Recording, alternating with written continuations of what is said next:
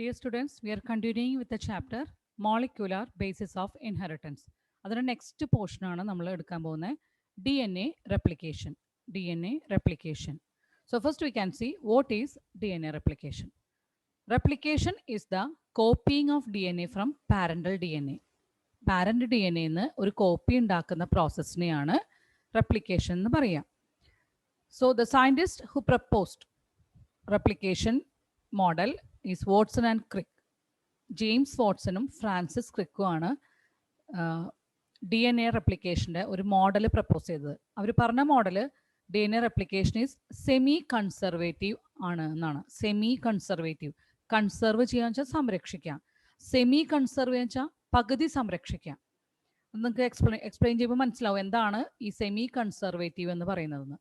It suggest that parental DNA strands act as template for the synthesis of new complementary strands.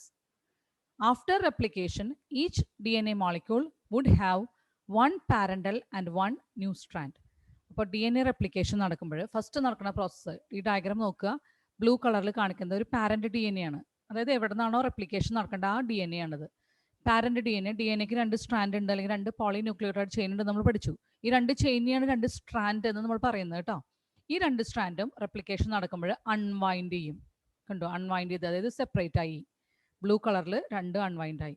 ഇനി ഇതിൽ ഓരോ സ്ട്രാൻഡും template ആയിട്ട് act ചെയ്യുന്നു. അതായത് ഓരോ സ്ട്രാൻഡിനെ അനുസരിച്ചാണ് പുതിയ D N A strand form ചെയ്യുക. അപ്പോൾ ബ്ലൂ കളറിൽ കാണുന്നത് പാരന്റ് സ്ട്രാൻഡും റെഡ് കളറിൽ കാണുന്നത് പുതിയ സ്ട്രാൻഡുമാണ്. അതുപോലെ തന്നെ ഇവിടെയും പാരന്റ് ഡി എൻ എ സ്ട്രാൻഡിന്റെ അടുത്ത സ്ട്രാൻഡ് ഇവിടെ ഇതുപോലെ അൺവൈൻഡ് ചെയ്ത് അതനുസരിച്ച് ഒരു പുതിയ സ്ട്രാൻഡ് ഫോം ചെയ്യണു.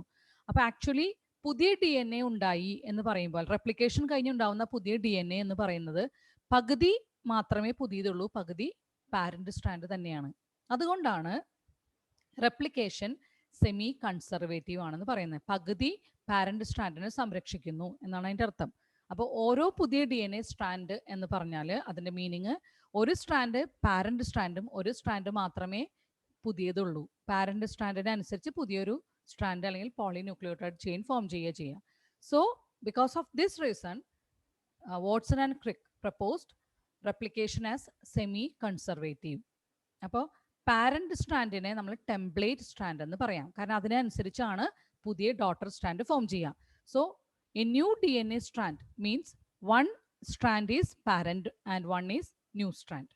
ഇനി ഈ സെമി കൺസർവേറ്റീവ് മോഡലാണ് എന്ന് പറഞ്ഞത് വാട്സൺ ആൻഡ് ക്രിക്ക് ആണെങ്കിലും അതിന് എക്സ്പെരിമെന്റൽ പ്രൂഫ് നൽകിയത് മാത്യു മിസെൽസൺ ആൻഡ് ഫ്രാങ്ക്ലിൻ സ്റ്റാഹിൽ, ഈ രണ്ട് സയന്റിസ്റ്റ് 1958 ഇത് പ്രൂവ് ചെയ്തത്. സെമി കൺസർവേറ്റീവ് ആണ് റെപ്ലിക്കേഷൻ എന്ന് പ്രൂവ് ചെയ്തത്. സോ പ്രൂവ് ചെയ്യാൻ അവർ നടത്തിയ എക്സ്പെരിമെന്റ് ആണ് അടുത്ത് നമ്മൾ കാണുന്നത്. രണ്ടുപേരുടെയും ഫോട്ടോസ് ഇതിലുണ്ട്, മാത്യു മിസെൽസന്റെയും ഫ്രാങ്ക്ലിൻ സ്റ്റാഹിലിന്റെയും. Then James Watson and Francis Crick. ഇവർ തന്നെയാണ് D N A double helix ആണ് പ്രപ്പോസ് ചെയ്തത് കേട്ടോ. അവർക്ക് അതിന് നോബൽ പ്രൈസ് അവാർഡ് ചെയ്തിട്ടുണ്ട്. ഇനി എന്താണ് മിസെൽസണും സ്റ്റാഹിലും ചെയ്ത experiment? They prepared two culture media of E coli. രണ്ട് കൾച്ചർ മീഡിയ. എന്താ കൾച്ചർ മീഡിയ എന്ന് പറഞ്ഞാൽ? ബാക്ടീരിയനെ അല്ലെങ്കിൽ ഗ്രോ ചെയ്യാനുള്ള മീഡിയ, അതിന് വേണ്ട ന്യൂട്രിയൻസ് ഒക്കെ ഉള്ള ഒരു മീഡിയയാണ് കൾച്ചർ മീഡിയ എന്ന് പറയുക. അവിടെയാണ് ബാക്ടീരിയനെ കൾച്ചർ ചെയ്യുക. അപ്പോൾ ഈ കോളയ്ക്ക് വളരാനുള്ള രണ്ട് തരം കൾച്ചർ മീഡിയാസ് അവർ പ്രിപ്പയർ ചെയ്തു. രണ്ട് കൾച്ചർ മീഡിയം ഡിഫറെൻ്റ് ആയിരുന്നു. One preparation contains N15 ammonium chloride salt. N15 എന്ന് പറഞ്ഞാൽ നൈട്രജൻ്റെ ഹെവി ഐസോട്ടോപ്പ് ഓഫ് നൈട്രജൻ ആണത്. അപ്പോൾ അമോണിയം ക്ലോറൈഡ് സോൾട്ടാണ് മീഡിയത്തിൽ ഉണ്ടായത് ഒരു പ്രിപ്പറേഷനിൽ. പക്ഷേ അമോണിയം ക്ലോറൈഡിലെ നൈട്രജൻ്റെ ഒരു പ്രത്യേകതയുണ്ട്, അത് ഹെവി ഐസോട്ടോപ്പ് ഓഫ് നൈട്രജൻ ആണ്. അപ്പോൾ അവിടെ വളരുന്ന ഈ കോളൈയുടെ പ്രത്യേകത എന്തായിരിക്കും? അതിൻ്റെ ഡി എൻ എയിൽ നൈട്രജൻ ഉള്ളതുകൊണ്ട് നമ്മൾ ഡി എൻ എയുടെ കോമ്പോസിഷൻ പഠിച്ചു, കമ്പോണൻസിൽ നൈട്രോജനസ് ബേസ് പഠിച്ചു. അപ്പോൾ നൈട്രജൻ സ്വാഭാവികമായി ഉണ്ടാവും. അപ്പോൾ ഈ നൈട്രജൻ ഇവരെടുക്കുക, ആ മീഡിയത്തിൽ നിന്നാണ് ന്യൂട്രിയൻസ് ഒക്കെ എടുക്കുക. സോ ഈ കോളൈ കൊടുത്തു കഴിഞ്ഞാൽ ഈ കോളൈ നെക്സ്റ്റ് ജനറേഷൻ ഉണ്ടാകുമ്പോൾ ഈ മീഡിയത്തിലെ N15 നൈട്രജൻ ആണ് യൂസ് ചെയ്യുക. അപ്പോൾ അതിലത്തുള്ള ഡി എൻ എ എല്ലാം ഹെവിയർ ഡി എൻ എ ആയിട്ട് മാറും. ഇനി അടുത്ത പ്രിപ്പറേഷൻ, ഫസ്റ്റ് പ്രിപ്പറേഷൻ അപ്പോൾ അമോണിയം ക്ലോറൈഡ് മീഡിയം, അതിൽ nitrogen N15 heavy isotope of നൈട്രജനുള്ള ഒരു പ്രിപ്പറേഷനാണ്. സെക്കൻഡ് പ്രിപ്പറേഷനിൽ നോർമൽ നൈട്രജൻ, അത് N14 ഉള്ള നൈട്രജൻ ഉള്ള മീഡിയമാണ്. അപ്പോൾ അവിടെ വളരുന്ന ബാക്ടീരിയൽ സെൽസിലുള്ള D N A lighter D N A ആയിരിക്കും, നോർമൽ ആയിട്ടുള്ള നൈട്രജൻ ഉള്ള ഡി എൻ എ ആയിരിക്കും. അപ്പോൾ അതിനെ നമ്മൾ ലൈറ്റർ ഡി എൻ എ എന്ന് പറയുന്നു.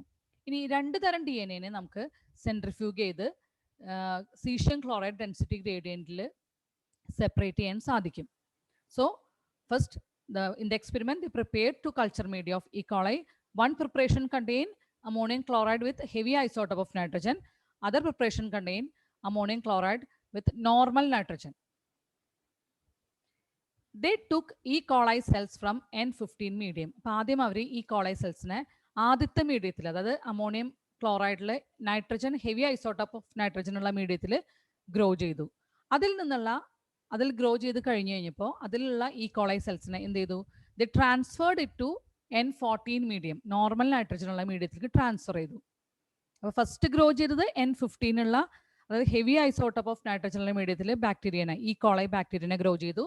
അതിനുശേഷം അവർ N14 നൈട്രജനുള്ള, നോർമൽ നൈട്രജനുള്ള മീഡിയത്തിലേക്ക് ഈ സെയിം E. coli ബാക്ടീരിയനെ അതിൻ്റെ കോളനിനെ ട്രാൻസ്ഫർ ചെയ്തു. ആഫ്റ്റർ 1 ജനറേഷൻ, അപ്പോൾ ഒരു ജനറേഷൻ കഴിഞ്ഞ് കഴിഞ്ഞപ്പോൾ, അത് വളരെ പെട്ടെന്ന് ബാക്ടീരിയൽ ഡിവിഷൻ നടക്കും. അപ്പോൾ ഓൾമോസ്റ്റ് ഒരു 20 മിനിറ്റ്സ് കഴിഞ്ഞപ്പോൾ ദേ isolated and സെൻട്രിഫ്യൂഗ്ഡ് the DNA.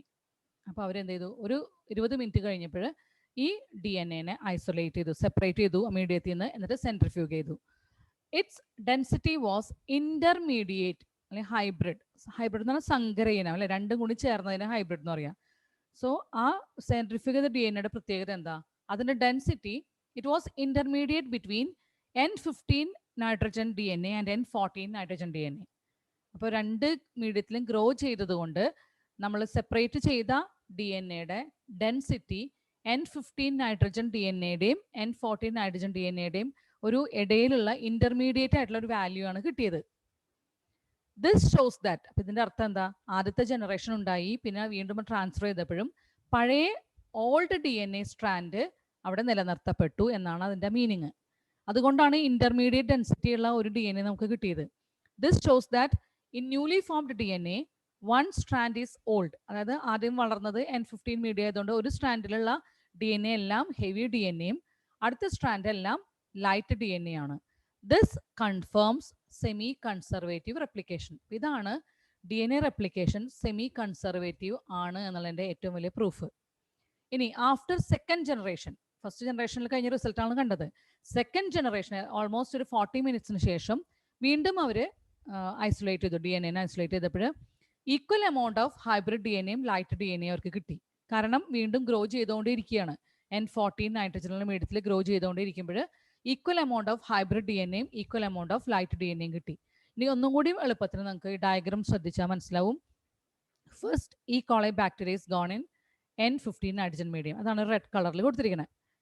N15 മീഡിയത്തിൽ വളർന്ന ആ E. coliനെ 20 മിനിറ്റിന് ശേഷം അവർ N14 മീഡിയത്തിലേക്ക് ട്രാൻസ്ഫർ ചെയ്തു. അതിനുശേഷമുള്ള DNA ഡിഫറൻസ് നോക്കൂ. E. coli DNAയിൽ റെഡ് സ്ട്രാൻഡും ഉണ്ട്, പക്ഷേ പുതിയൊരു സ്ട്രാൻഡ് ഫോം ചെയ്തു. മനസ്സിലായോ? അപ്പോൾ ഇതിലും സെക്കൻഡ് DNA എടുത്താലും അതിലും റെഡ് സ്റ്റാൻഡിൻ്റെ ഒരു ഗ്രീൻ സ്ട്രാൻഡും ഫോം ചെയ്തു. അപ്പോൾ ഗ്രീൻ കളറുള്ളത് പുതിയ DNAയും റെഡ് കളറുള്ളത് പഴയ പാരന്റ് സ്ട്രാൻഡുമാണ്. അപ്പോൾ ഇതിൽ നിന്ന് മനസ്സിലായി പുതിയ വീണ്ടും DNA റെപ്ലിക്കേഷൻ നടക്കുമ്പോഴും പഴയ DNA സ്ട്രാൻഡ് അല്ലെങ്കിൽ ഇതിലുള്ള DNA സ്ട്രാൻഡ് പകുതി കൺസർവ് ചെയ്യപ്പെട്ടു. അപ്പോൾ സെമി കൺസർവ്ഡ് ആണ് അവിടെ. ഇനി അതിനെ വീണ്ടും നമുക്ക് N14 മീഡിയത്തിൽ വീണ്ടും ഒരു 40 മിനിറ്റ് വീണ്ടും ഗ്രോ ചെയ്യാൻ അനുവദിച്ച് വീണ്ടും അതിൻ്റെ ഐസൊലേറ്റ് ചെയ്ത് സെപ്പറേറ്റ് ചെയ്തപ്പോൾ പകുതി N14 DNAയും പകുതി N15 DNA ആണ് ഉണ്ടത്. അപ്പോൾ ഇതിൽ നിന്ന് മനസ്സിലായി പാരന്റ് സ്ട്രാൻഡ് പകുതി പാരന്റ് സ്ട്രാൻഡ് കൺസർവ് ചെയ്യപ്പെടുന്നുണ്ട്. അപ്പോൾ അതായത് ഒരു പുതിയ DNA ഫോം ചെയ്താൽ അതിലുള്ള ഒരു ചെയിൻ പാരന്റ് സ്ട്രാൻഡും സെക്കൻഡ് വൺ മാത്രമേ പുതിയതുള്ളൂ. So DNA replication can be called as semi conservative.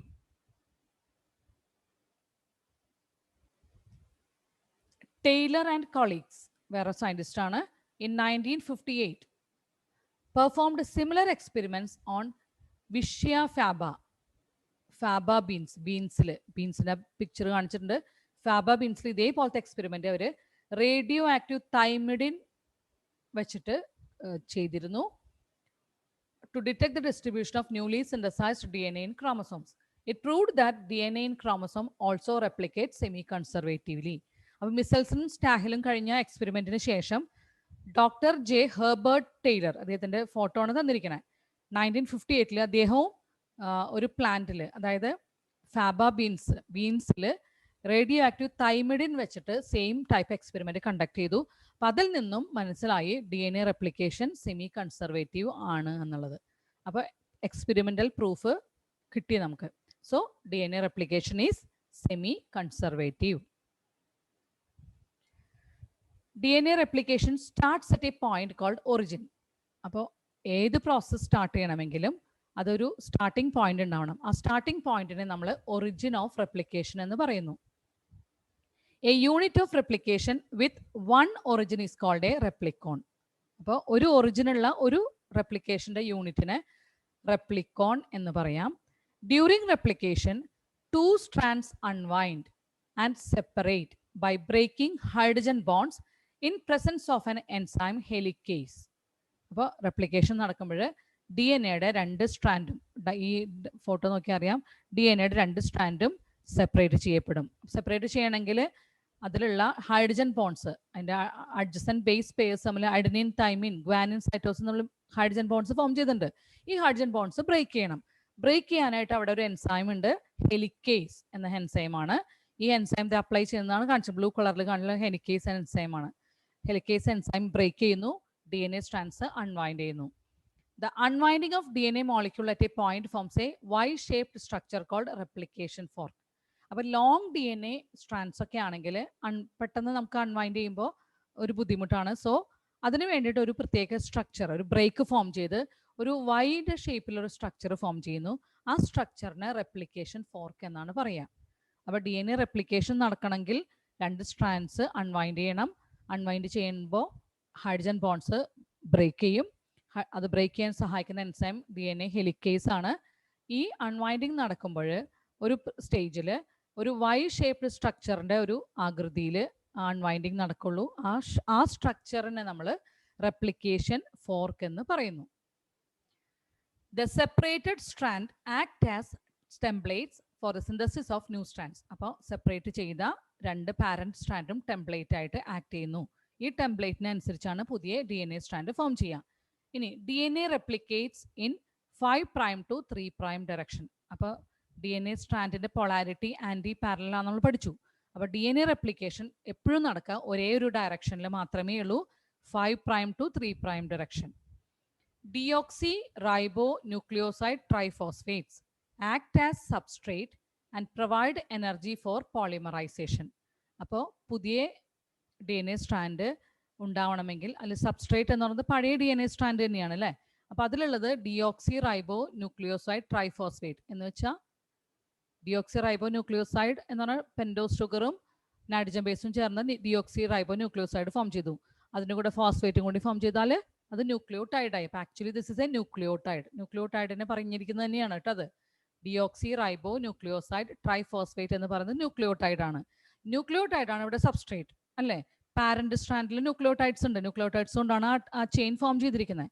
അപ്പോൾ അതാണ് സബ്സ്ട്രേറ്റ്, അതായത് അതിലാണ് റിയാക്ഷൻ നടക്കുക. ആൻഡ് ഇത് സബ്സ്ട്രേറ്റ് ആയിട്ട് ആക്ട് ചെയ്യുക മാത്രമല്ല, ഈ റിയാക്ഷന് വേണ്ട എനർജിയും കൂടി ഈ ഡിയോക്സി റൈബോ ന്യൂക്ലിയോസൈഡ് ട്രൈഫോസ്ഫേറ്റ്സ് കൊടുക്കും. Firstly A small RNA primer is synthesized in the presence of an enzyme primase. അപ്പോൾ ആദ്യം തന്നെ ഒരു RNA പ്രൈമർ ഉണ്ടാക്കുക. അവിടെ പ്രൈമേസ് എന്ന എൻസൈമിൻ്റെ പ്രസൻസിൽ RNA പ്രൈമർ സിന്തസൈസ് ചെയ്യും. In presence of enzyme DNA dependent DNA polymerize.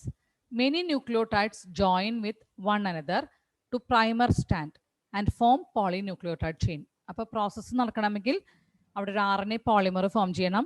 ഈ RNA പോളിമറിലേക്ക് ബാക്കിയുള്ള ന്യൂക്ലിയോടൈഡ്സ് അറ്റാച്ച് ചെയ്ത് ഒരു ഫുൾ സ്റ്റാൻഡ് ഫോം ചെയ്യും. അപ്പം അതിന് സഹായിക്കുന്ന എൻസൈമാണ് DNA ഡിപ്പെൻഡൻറ്റ് DNA പോളിമറൈസ്. അപ്പോൾ കുറേ എൻസൈംസ് പഠിച്ചു. DNA സ്ട്രാൻഡ് അൺവൈൻഡ് ചെയ്യുമ്പോൾ സഹായിക്കുന്നത് DNA ഹെലിക്കേസ്. ഇനി അൺവൈൻഡ് ചെയ്ത് കഴിഞ്ഞ് കഴിഞ്ഞാൽ റെപ്ലിക്കേഷൻ നടക്കണമെങ്കിൽ അവിടെ ഒരു ഒറിജിൻ വേണം അല്ലേ. അവിടെ ഒരു RNA പ്രൈമർ ഫോം ചെയ്യും. ആ പ്രൈമർ സിന്തസൈസ് ചെയ്യുന്നത് ഉണ്ടാവുന്നത് പ്രൈമേസ് എന്ന എൻസൈമിൻ്റെ പ്രസൻസിലാണ്. അപ്പോൾ RNA പ്രൈമർ അവിടെ ഉണ്ടായി കഴിഞ്ഞു. ഇനി എന്ത് ചെയ്യണം? ഇതിലേക്ക് ഈ RNA പ്രൈമറിലേക്ക് പോളിന്യൂക്ലിയോടൈഡ് ചെയിൻ ഫോം ചെയ്യണമെങ്കിൽ ബാക്കിയുള്ള ന്യൂക്ലിയോടൈഡ്സ് അറ്റാച്ച് ചെയ്യണം. ഈ ന്യൂക്ലിയോടൈഡ്സ് അറ്റാച്ച് ചെയ്യുന്നത് DNA ഡിപ്പെൻഡൻറ്റ് DNA പോളിമറൈസ് എന്ന എൻസൈമിൻ്റെ സഹായത്തോടെയാണ്. അങ്ങനെ ഫൈനലി ഒരു ഫുൾ ന്യൂക്ലിയോടൈഡ് ചെയിൻ ഫോം ചെയ്യുന്നു. അപ്പോൾ ന്യൂക്ലിയോടൈഡ് ചെയിൻ അല്ലെങ്കിൽ റെപ്ലിക്കേഷൻ നടക്കുമ്പോൾ ഉണ്ടാവുന്ന ഒരു സ്ട്രക്ചർ കണ്ടോ, ഈ സ്ട്രക്ചറാണ് ഉദ്ദേശിക്കുന്നത്. ഒരു വൈ ഷേപ്ഡ് സ്ട്രക്ചറാണ് ഫോം ചെയ്യുക. ആ വൈ ഷേപ്ഡ് സ്ട്രക്ചർ ഫോം ചെയ്യുമ്പോൾ അതിനെയാണ് റെപ്ലിക്കേഷൻ ഫോർക്ക് എന്ന് പറയുന്നത്. During replication, DNA replication 5' to 3' ഡയറക്ഷനിൽ മാത്രമേ നടക്കുള്ളൂ നമ്മൾ പറഞ്ഞു. അപ്പോൾ റെപ്ലിക്കേഷൻ സമയത്ത് one strand is continuous formed as continuous stretch. ഒരു സ്ട്രാൻഡ് കണ്ടിന്യൂസ് ആയിട്ട് ഫോം ചെയ്യും. ആ സ്ട്രാൻഡിനെ ലീഡിങ് സ്ട്രാൻഡ് എന്ന് പറയുന്നു.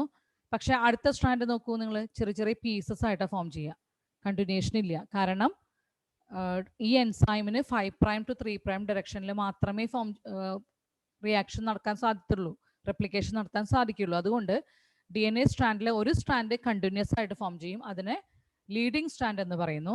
അടുത്ത സ്ട്രാൻഡ് ചെറിയ ചെറിയ ഫ്രാഗ്മെന്റ്സ്, ചെറിയ ചെറിയ പീസസ് ആയിട്ടാണ് ഫോം ചെയ്യുക. അപ്പോൾ ആ പ്രോസസ്സിനെ ഡിസ്കണ്ടിന്യൂസ് സിന്തസിസ് എന്ന് പറയുന്നു.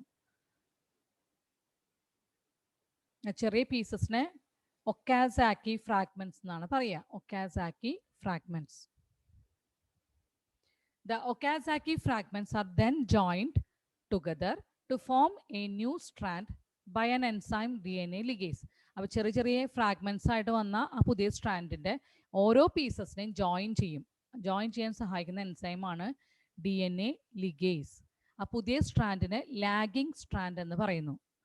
If a wrong base is introduced in the new strand, DNA polymerase can do proofreading. അപ്പോൾ അവിടെ എന്താ തെറ്റായിട്ടുള്ള ഒരു ബേസ് ആണ് വരുന്നതെങ്കിൽ DNA polymerase എന്ന് പറഞ്ഞ എൻസൈം പ്രൂഫ് റീഡ് ചെയ്തിട്ട് മാത്രമേ പ്രോസസ്സ് മുന്നോട്ട് പോവുള്ളൂ. തെറ്റായ ഒരു ബേസ് അവിടെ വന്നാൽ പ്രോസസ്സ് പ്രോപ്പറായിട്ട് നടക്കില്ല. So E. coli completes replication within 18 minutes, that is 2000 base pair per second. ഒരു 18 മിനിറ്റിനുള്ളിൽ ഈ കോളയിൽ റെപ്ലിക്കേഷൻ നടക്കും, DNA replication.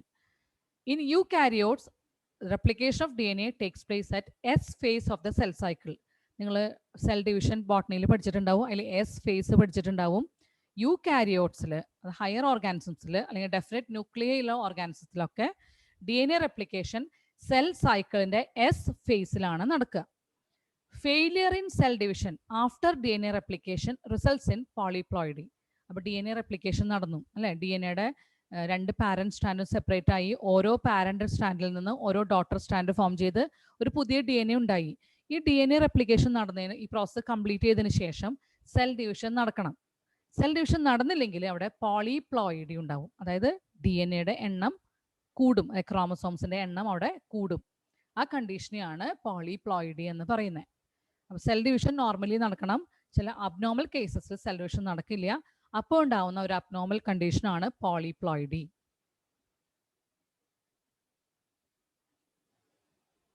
സോ DNA റെപ്ലിക്കേഷൻ്റെ ഇമ്പോർട്ടൻറ്റ് പോയിന്റ്സ് എല്ലാം നമ്മൾ ഡിസ്കസ് ചെയ്തു. അതിൽ വേണ്ട എൻസൈംസ് ഏതൊക്കെയാണ്, ഇറ്റ് ഈസ് ഇമ്പോർട്ടൻറ്റ്. ഓരോ പ്രോസസ്സ് ഇമ്പോർട്ടൻ്റ് ആണ്. Then what is replication fork, that is also important. എല്ലാ എൻസൈംസിനും ഇമ്പോർട്ടൻസ് ഉണ്ട്, എൻസൈംസ് കൃത്യമായിട്ട് പഠിക്കുക.